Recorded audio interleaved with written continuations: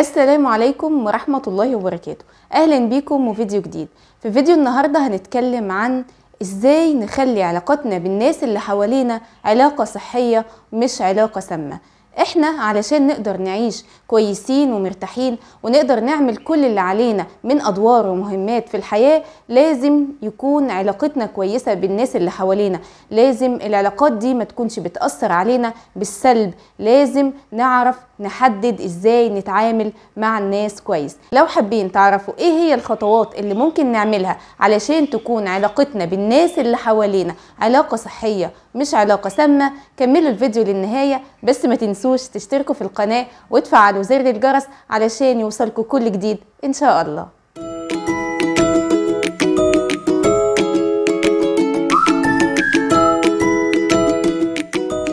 اهلا بيكم من جديد. احنا علشان نقدر نعيش واحنا مرتاحين كده في الحياة، ونقدر نتعامل مع الناس اللي حوالينا معاملة كويسة، ونقدر اننا نقوم بكل المهام اللي مطلوبة مننا، نقدر نربي ولادنا صح، نقدر اننا نشتغل صح، نقدر اننا نعيش حياة طبيعية وسوية وبصحة نفسية، لازم نعرف ازاي نتعامل مع الناس اللي حوالينا. لازم نحدد العلاقات اللي بيننا وبين الآخرين، وعلشان نعمل ده يبقى لازم نكون فاهمين كده نقط معينة في دماغنا علشان نمشي عليها ونبقى مرتاحين. أول حاجة لازم تعرفوها إن مفيش علاقة ناجحة بين أي اتنين، سواء زوجين أو أصدقاء أو أولاد أو أي حد في الدنيا، إلا لما تكون العلاقة دي فيها تبادل. احنا الاتنين عندنا حرص اننا ننجح العلاقة دي، يعني احنا الاتنين في العلاقة دي بنقدم بعض التنازلات او التضحيات او بنريح بعض علشان العلاقة دي. يعني مثلا الزوجة بتقدم بعض التنازلات علشان العلاقة دي تنجح، وبرضو الزوج بيقدم بعض التنازلات علشان العلاقة تنجح. وكمان في علاقة الأصدقاء لازم هما الاتنين يكونوا عاوزين ينجحوا العلاقة دي، وكذلك الأبناء والأم أو الأب لازم يكون عندنا بعض التضحيات علشان ننجح علاقتنا ببعض.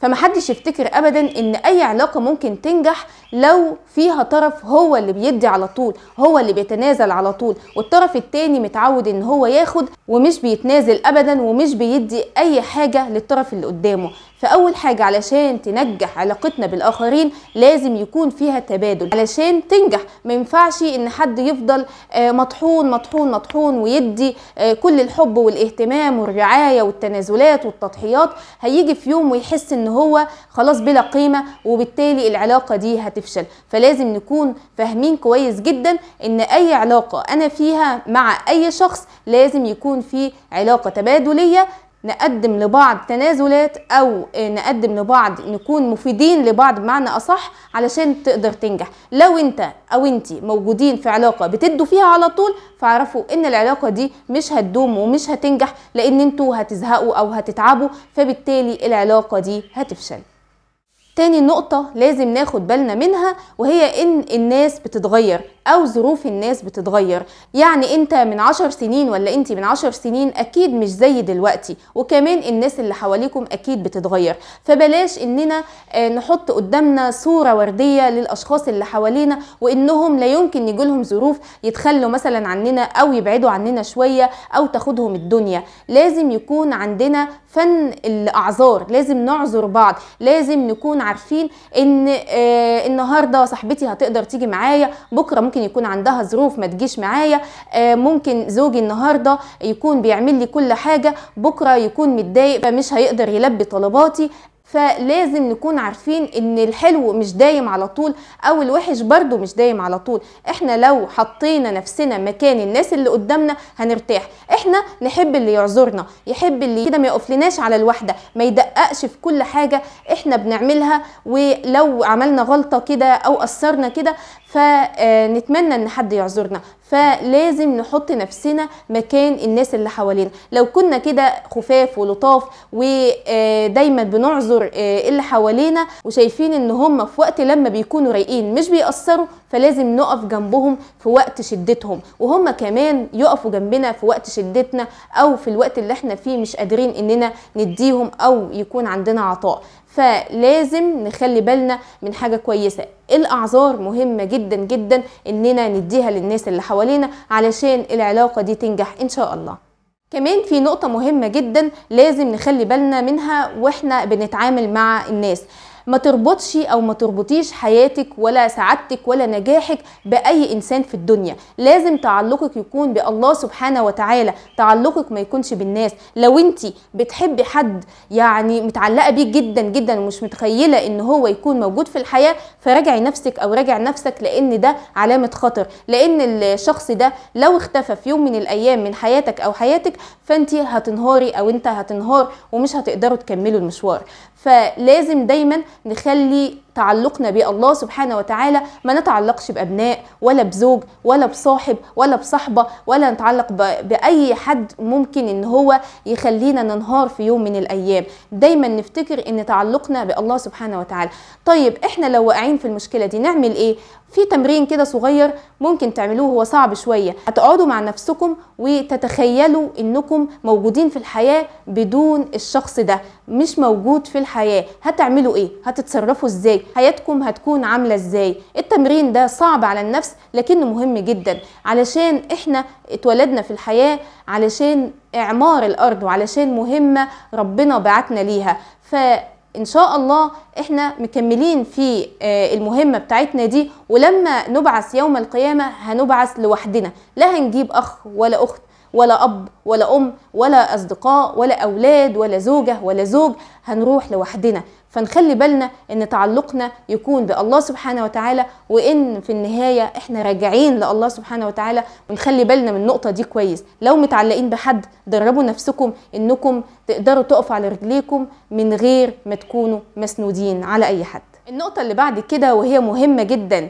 نقطة التسامح. لازم نكون متسامحين. التسامح ده مش علشان الناس، التسامح ده علشان نفسنا احنا لو بننسى الأخطاء أو بنتسامح وبنتغافل عن بعض التقصير، فاحنا هنريح نفسنا. مش هنقعد بقى نفكر وتجيلنا افكار سلبيه وناكل في نفسنا ونقعد نعيد ونزيد ونجيب اللي حصل من زمان ونحطه على اللي حصل دلوقتي، ويعني هنفضل يعني دايما كده بالنا مشغول ودايما قلبنا مش مرتاح ودايما حاسين اننا مخنوقين.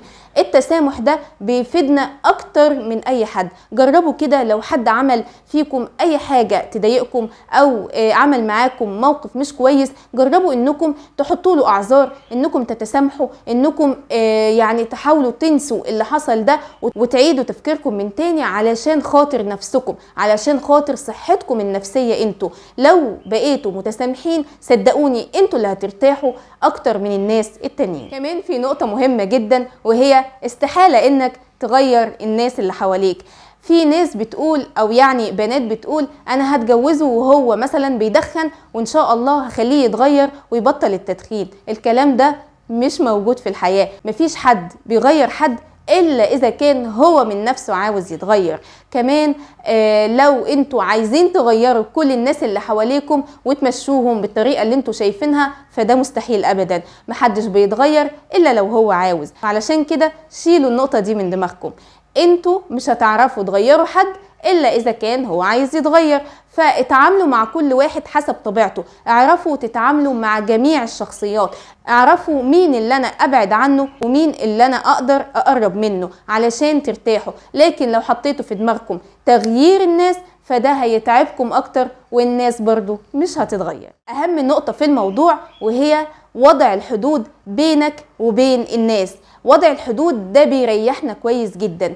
دايما لازم نخلي في علاقتنا بالآخرين كده في حدود ما بيننا وما بينهم. بلاش نفتح الأمور قوي علشان ما نتعبش في الآخر. يعني لو حواليكم شخصيات سامة زي شخص عنيد جدا جدا ومش بيقبل أبدا الرأي الآخر، فده يعني لو تقدروا تبعدوا عنه تماما فابعدوا عنه. لكن لو هو حد قريب قللوا الاحتكاك بيه. طيب لو حد تاني دايما ناقد ناقد ناقد ودايما بيحاول يهدم اي صورة حلوة انتوا بتعملوها، ده برضو نبتعد عنه. ولو مش قادرين نحاول اننا ندرب نفسنا ما نهتمش بكلامه ولا بنقده، لان المشكلة عنده مش عندنا. كمان الشخص المحبط اللي كل ما تتكلم معاه يجيب لك هموم الدنيا وكأن الدنيا هتتهد، بلاش الشخص ده تقعد معاه كتير. احنا مش ناقصين احباط، احنا عاوزين تفاؤل وعاوزين ايجابية. فبلاش تقعد مع الشخص المحبط يا ريت تبعد عنه خالص لو تقدر، لكن لو ما تقدرش فقلل برضو الكلام معاه والاحتكاك بيه، ويا ريت ما تفتحش مواضيع معاه، لانه كل ما هتقول له موضوع هيقفلهولك ومش هيبقى فيه اي نجاح خالص في الكلام ده. فنخلي بالنا من النقط دي كلها. علشان تكون علاقتنا ناجحة بالآخرين لازم نغير من أفكارنا إحنا ونغير من نفسنا، وبالتالي هنشوف الناس بنظرة تانية مختلفة مريحة لينا وبرضه هتكون مريحة ليهم. أتمنى الفيديو يكون أفادكم، وأتمنى إنكم تطبقوه في حياتكم، هترتاحوا كتير. وصدقوني كل ما نتغير ونغير أفكارنا إحنا اللي هنرتاح وإحنا اللي هنكون مبسوطين. لو عندكم أي سؤال اكتبولي في التعليقات، ولو الفيديو عجبكم اكتبولي برضو في التعليقات، ولو لسه ما اشتركتوش في القناة أتمنى تشتركوا في القناة وتفعلوا زر الجرس وتحطوا لايك للفيديو علشان ينتشر ويوصل لناس كتير. واستنوني في فيديو جديد، ومع تحياتي والسلام عليكم ورحمة الله وبركاته.